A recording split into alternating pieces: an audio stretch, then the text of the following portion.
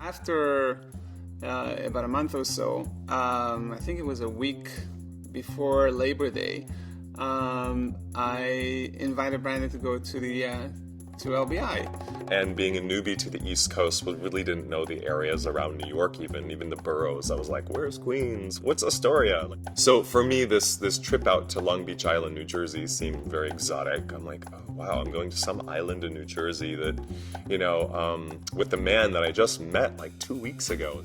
Seth, one of our best friends, told him, do not go with this crazy Israeli to a place on New Jersey. I mean, he's going to end up just killing you and stealing your kidney. Well, two of us came out here, had a great time. I remember us getting ice cream, I believe, which is very typical of people that come to LBI. It's like the thing to do at night after dinner. At my favorite ice cream place here, HCICP, and we walked over the beach. There was a pretty bright moon that night, and there was no one else out there for some reason, I don't know. It was just the two of us, which was really awesome, very romantic. And I said, well, I'm just gonna run for the water and see what happens. And I just took all my clothes off and ran to the water. And I'm like, wow, he just did that. And I thought for a second, like, oh, should I? Sure I should.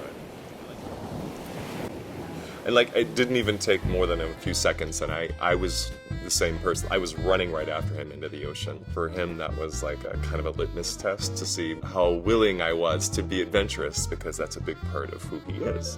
And so I still remember him saying that to this day, that was for him a determining factor. He's like, we'll see if he follows me or not.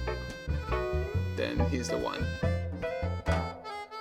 It was actually getting into high tide, so our clothes were completely soaked when we got out, and we couldn't really put them back on, so we had to tiptoe at like 1:30 a.m. walking on a street naked and trying to make it to the house without anybody seeing us. In a nutshell, kind of says a lot about our relationship.